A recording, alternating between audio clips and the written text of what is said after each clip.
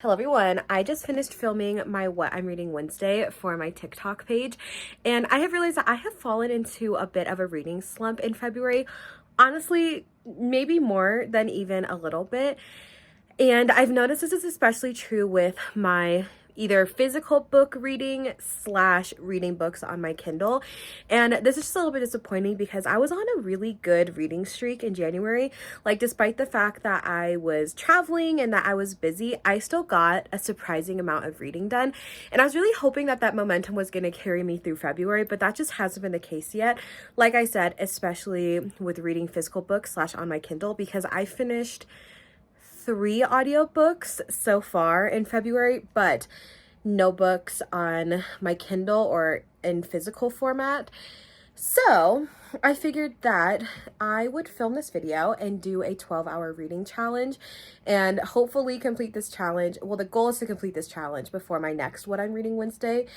Unfortunately, because of my schedule, this is not going to be a 12-hour consecutive reading challenge. I just do not have the time or desire really to do that. But I'm giving myself a week. It's gonna hopefully not take the whole week. That is not my goal. But I figured we would spread it out over a couple days, and then I will do a check-in with you guys after every hour so that you guys can see how my reading is going. I can talk about my reading, and hopefully this will keep me, 1, accountable to actually do the reading, and 2, hopefully bring me out of this reading slump a bit. At least fingers crossed that's the result. But I also would really like to just up some of my February reading stats. We aren't at the end of the month yet, but I can feel it drawing closer, and I'm just not where I want to be at with books read and with my pages read in February. So come along with me while we do this little journey. I am starting this video reading The Correspondent by Virginia Evans. I have been trucking along on this book for quite some time now. I'm really enjoying it. It's just, I don't know what it is. Like, despite the fact that I've been consistently reading it for a while, I feel like no matter how much I read, just doesn't feel like I'm accumulating that much progress. But we're going to start it at being 46% of the way through.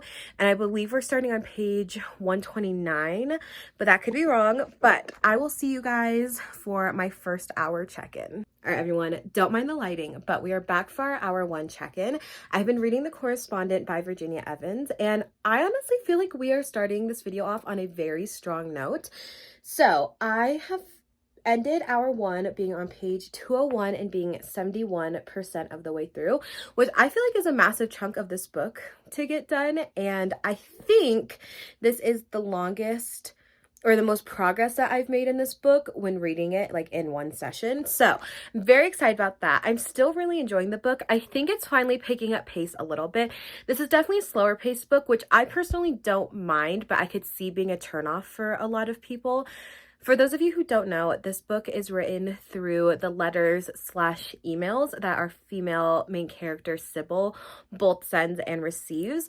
I feel like the characters are so well developed. I'm so interested in Sybil as a character and the other characters that she interacts with. And even though it's slow paced, and I think that's why it's been taking me a little bit longer to get through than some of the other books I've read this year, I'm kind of enjoying it because I feel like it's allowing me to really sit with the characters, to appreciate how well written this book is, and just really live in that world with them and be curious about them and get to know them as characters.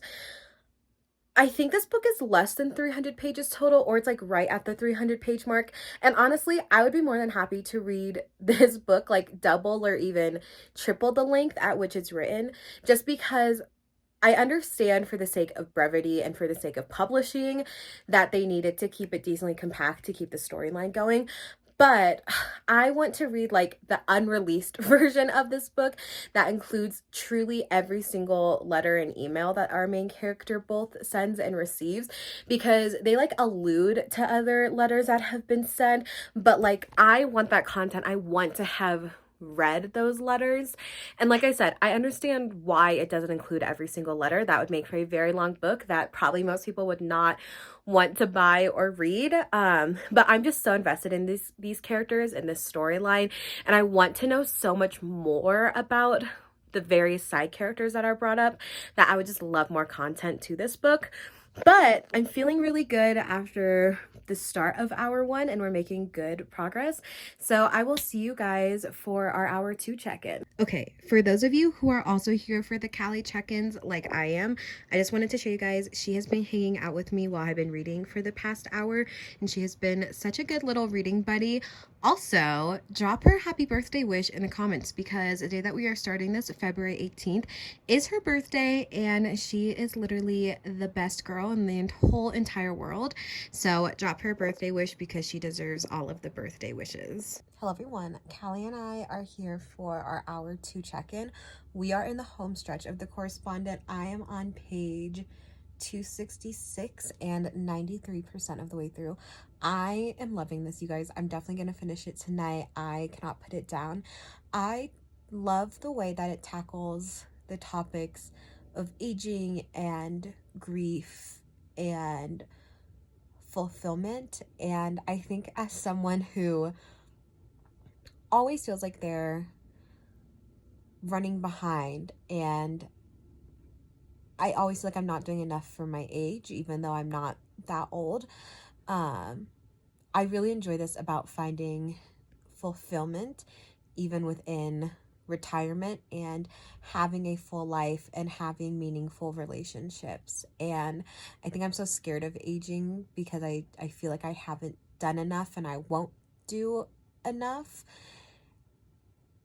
And reading a story about someone whose life did not end when they aged and retired makes it a lot less scary. I'm loving the characters. Also, Sybil, the main character, ended up with the character that I was hoping she was going to end up with. I was going to be so upset if she ended up with the other one. But I love the characters. I love the way that they are written. And I feel like there's sadness to it, obviously, because it talks about topics of grief. But I feel like it is also such a heartwarming book. And I also like that it touches on topics such as adoption, and one of the characters is Jewish and talking about growing up in Nazi Germany and how that impacted his family, and talking about immigration and politics. Like, I think it just touches on so many important topics, and I am loving this book. Okay, we are 12 and a half minutes into hour 3. But I wanted to pop in and update you guys because I just finished The Correspondent. I am on page 283, which is the acknowledgements page. Oh my gosh, you guys. Okay, this is definitely my first 5-star read of 2026. I love this book. I need to get this book in a physical copy, and I will absolutely be rereading this book. I shed a few tears at the end. That's how you know it's a good book.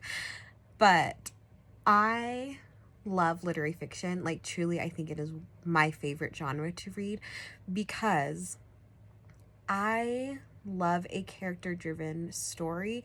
Obviously, I like a good plot-driven story, but I don't like a plot-driven story at the sake of having well-developed characters, if that makes sense.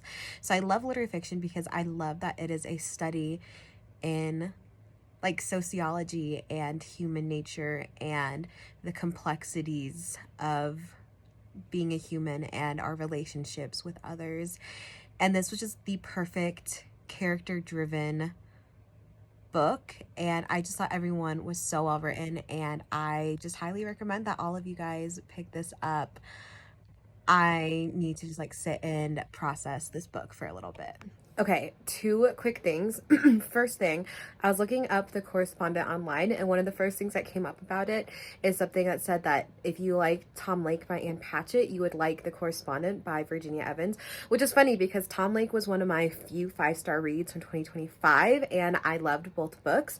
Second, I've decided on my next physical book for this video. Next, I'm going to read Mrs. Pickle's Farm by Betty McDonald. Okay, I picked this for a couple of reasons. One, I just need a quick, easy read and win for February because I'm a little behind where I'd like to be for the number of books I've read, and I know that I can knock this one out by the end of February. And 2, I need something that's just a little bit easier to read, a little bit more lighthearted after reading The Correspondent. We just need to switch up the vibe a little bit. And 3, for those of you who do not know, I reread all of the Mrs. Pigwiggle books I have every single year. All the books were my mom's, and they were some of her favorite books growing up. So I reread them every year. It just makes me feel really close and connected to my mom. So I've already reread one of them, Happy Birthday, Mrs. Pigwiggle. So next we're going to do Mrs. Pigwiggle's Farm. Okay, so I just wanted to add that I am starting another book because I realized that I don't have the Mrs. Pigwiggle book on my Kindle, but I need a book to be reading while I'm out and about. So I'm going to start The House of My Mother by Sherry Frank on my Kindle. I have been on a bit of a family vlogging / the ethics of using children in your content commentary kick recently. So I figured this was the perfect time to pick up this book because it is the first-hand memoir of a child of family vlogging. And truly, I think this is one of the first-person narratives that we are getting as a society from the children of family vloggers because they're finally starting to get to that age. So I thought this would be the perfect time to pick up that book, and it has a dual purpose because it's also one of my 26 books in 2026 book list, and I desperately need to make progress on that list because I am falling behind just a little bit for making progress. But that is going to be my next book. It crosses off multiple things on my list, and I will keep you guys updated. We are back for my hour 3 check-in. As you guys saw, I finished The Correspondent by Virginia Evans, and then I started Mrs. Pigwiggle's Farm. I have gotten to chapter 3, which is page 53, and then I also started The House of My Mother by Sherry Frank, and in that I have not gotten super far, but I've gotten to page 7, even though realistically I've read probably closer to 15 pages because I've read the introduction as well. But oh my gosh, okay. So I did know that they were LDS, but what I did not realize and what is so crazy to me that I literally just found out reading the book is that Sherry Frank's parents, Ruby and Kevin Frank, literally got engaged within 2 weeks from like the first time they met. I know that Mormons are notorious for moving pretty quick with their relationships, but 14 days is literally insane to me. I cannot imagine getting engaged to someone within 14 days of knowing them. Okay, 46 minutes have passed, and we just finished Mrs. Pigwiggle's Farm. I'm not gonna lie, this is my least favorite of the Mrs. Pigwiggle series, so this is always the one that I don't look forward to rereading quite as much, but it is such a quick read, and I'm so glad it's done, and it is adding to my February read books total. Also, for anyone curious, so for the 12-hour reading challenge, I'm only doing this with physical books / books on my Kindle, but I did just finish my audiobook today. I've been listening to Inkheart by Cornelia Funk. It was like a childhood nostalgia reread for me. Honestly, didn't hold up quite as much to the reread. Like, I remember enjoying it more as a child, and it was fine. I just didn't love it as an adult. So I did list my copy of it on Pango. So go check out my Pango. I did just take down a lot of books because I had quite a bit listed, but I went to my favorite used bookstore and traded books in. So most of them are gone, but I do have a couple listed right now. So go check that out if you are interested. But we don't have that much left of hour 4, but I will check in with you guys when I'm done. Hello everyone, I am back with my hour 4 check-in, I believe, but that could be wrong. As you guys saw, I finished Mrs. Pigwiggle's Farm in this hour, and then I have continued reading The House of My Mother. I have made it to chapter 5 so far, and I'm enjoying it. It is a little funny because this ended up happening unintentionally, but I'm reading The House of My Mother, and I started listening to I'm Glad My Mom Died by Jeanette McCurdy, and it's such an interesting parallel of memoirs to be reading / listening to right now, because both of them were famous as children online in some capacity, with Jeanette being like a child star and Sherry being a child of a very popular child like family blogger. Also, both were raised Mormon and both had very volatile, unstable mothers, and they talk a lot about how they, as like a young child, learned to be really perceptive to their mom's emotions and how to adapt to keep their mom calm and to have those people-pleasing tendencies, and about how high their anxiety was because of that and how that shaped them as adults. So it was really unintentional, but it is kind of a funny parallel to be reading right now. But I'm not super far into The House of My Mother yet, but so far I'm enjoying it. So I will see you guys for my hour 5 update. We are back for my hour 5 check-in. We have obviously still been working on The House of My Mother. I'm up to chapter 18, which is page 111.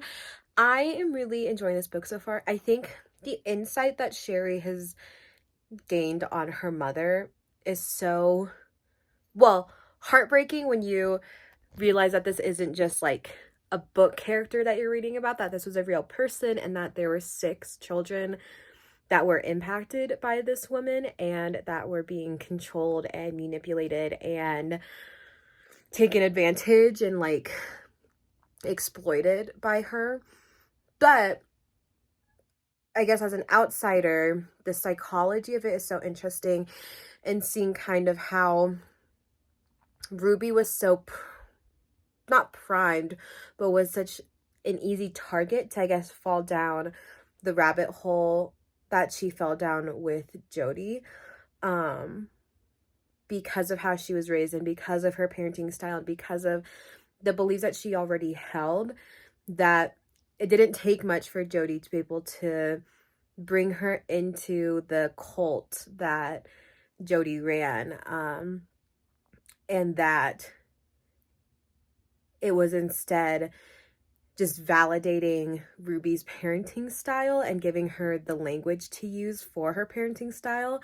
But it's very, very sad to read about and think about these children being impacted in this way. And I was already against family flogging. I think exploiting your children for money is fucked up. I really do. But I think this just continues to shed even more light from a first-hand account on why family vlogging is so messed up and how it's such a slippery slope of maybe you think you're doing it as a way to capture your family memories or as a way to, you know, just make a little bit of side money, and like what's the harm in that. But seeing how quickly you can fall into monetizing everything and filming everything in your children's lives because you get so addicted to that money, you get so addicted to the follower count, and just how addictive social media is, and how it's better to just not even open that door with your children because it's so easy for it to turn into more than you ever thought it would reach when you started it. And then all of a sudden your child is all over the internet and you're exploiting them for views and for money. All right, I am checking in for hour 6. I have made it to chapter 35, which is page 206 in this hour. You guys, I feel like this is really testing my judgmental side because, okay, logically, rationally, I fully understand why Sherry and why Kevin, the husband, ended up reacting the way they did. I mean, especially with Sherry, like literally since she was a child, she was being mentally and emotionally and physically abused, and so it makes sense that she never developed the ability to stand up for herself when she was constantly being gaslit and belittled and undermined. But reading it, like, just it makes you kind of want to scream, to be like, why are you letting yourself be treated this way? Why are you letting your siblings be treated this way? And I know that's so awful of me because it's not her fault and she was absolutely the victim in this, and I just need to like check myself for feeling that way. But just as an outsider, it's just kind of frustrating because like logically I understand why, and I can't fault her because of course she wasn't going to stand up. She was never put in a position where she felt she was able to. I just wish for her sake and for her siblings' sake that things had been different and she felt like she was able to stand up for this instead of just being like a bystander for so much of it. We are a few minutes short of hour 7, but this is going to serve as my hour 7 update because I just finished The House of My Mother by Sherry Frank. I think this is such a powerful testament about the dangers of family vlogging and including children in your content.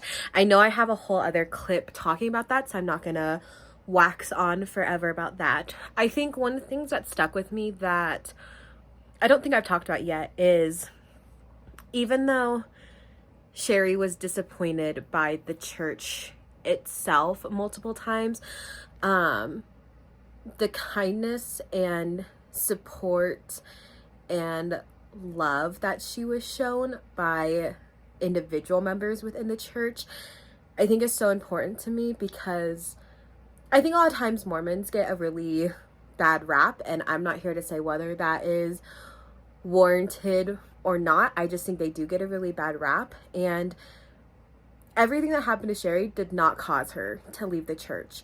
And I think her showing that even though sometimes the people in position or the church itself hurt her or did things that she felt was unjust, I think it's important that she showed the humanity and the love that the members have, because this is something that's so important to her, is her religion and her faith. And I just think being able to see the people in her life in a positive light, I don't know, it just makes me really respect the people in her life that stuck up for her and her siblings.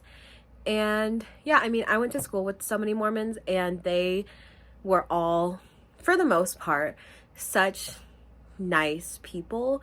And I just like seeing Mormons as individuals get some good press, because I do think a lot of them individually really do deserve that. I have selected the next book that I'm going to work on reading. This is The Book of George by Kate Greathead.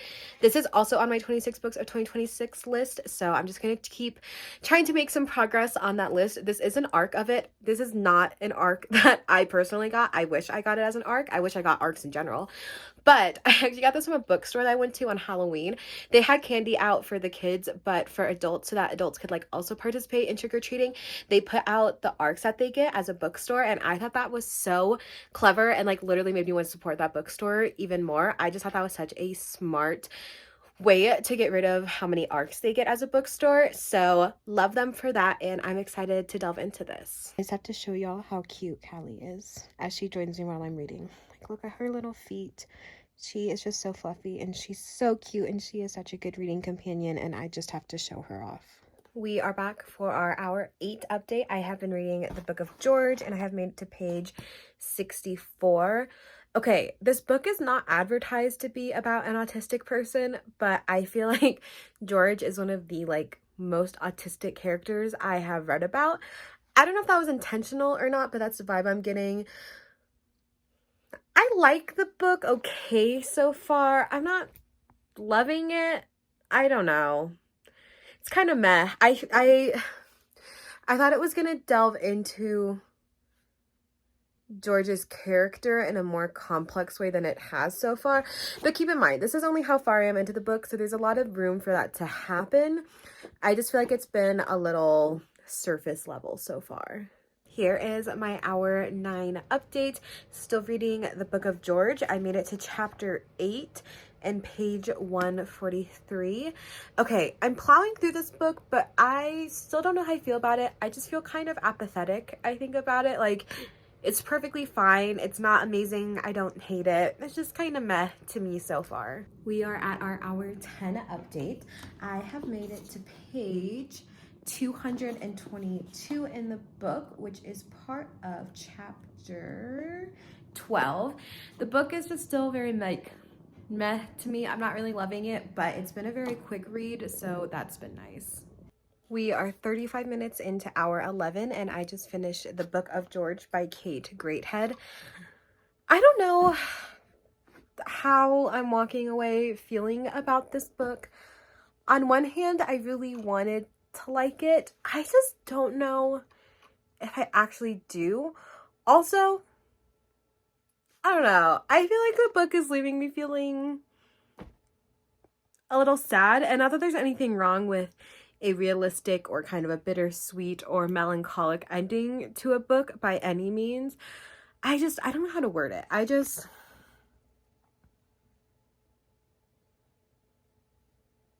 know. I just think I wish we got to know some of the characters better, and I felt like it was kind of surface level, and I think if we delved into the characters more, I would have enjoyed the ending more, if that makes sense. Like, I think it just feels a little sad at the ending, but also just a little unresolved. And I think George could be such an interesting character, and I think the idea of like on the surface he's kind of average and doesn't follow through and it's just kind of mediocre, but I think getting more of his inner monologue and how he thinks and feels would have added complexity to this character that's supposed to come off as being kind of mundane. And it just didn't have that depth to it, which I think is a missed opportunity. It was perfectly fine. I wish I liked it more than I liked it. I don't know. I'm just walking away feeling very like meh about it. All right, hour 11 check-in. As you guys saw, I finished the Book of George, and next I am starting Absolute Fear by Lisa Jackson. This is another one on my 26 books for 2026. So for 26 books, that means I need to read at least 2 of those books a month, if not more, to put myself ahead of schedule. And I have now read 3 of the 26. So this will be my 4th of the 26, and we are almost at the end of February. So reading this should hopefully put me on track as long as I keep up on this pace, if not better. But I feel like we have been so successful in these 12 hours, and I am honestly really impressed by how much reading we've gotten done. Also, here is Callie joining me. All right, here is my hour 12 update. I have been reading Absolute Fear by Lisa Jackson, and in this hour I made it to chapter 70. I am really enjoying this so far. So the plot of this is the main character, Eve, was almost killed one night, and she thinks that it was done by her ex-boyfriend, but there's a whole string of murders and bodies that are popping up that she believes are tied back to the asylum that her father used to work at as a psychiatrist. And okay, I know that I probably shouldn't love this because it is kind of like a dark and genuinely horrific thing, that asylums did exist and the practices that were used in them. But the sick, twisted part of me loves a good thriller or horror thing that takes place in an asylum. There's like a horror video game I played with one of my friends that takes place in an asylum, and I just think it is such a good setting for a story. So I am really enjoying this so far. Okay, here's my little final stats section for this video. So in this 12-hour reading challenge, I finished 4 books, one of which I was in the middle of, and then 3 that I started and finished in the 12 hours. And then I started a 5th book, and that was for a total of 915 pages. This like crazy caught me up on my February reading goal. It was a good chunk of my 26 books in 2026 that I made progress on. So I am very, very pleased with the progress that I made during this challenge, and I really enjoyed this. So I will probably make more reading vlogs if that's something that you guys are interested in.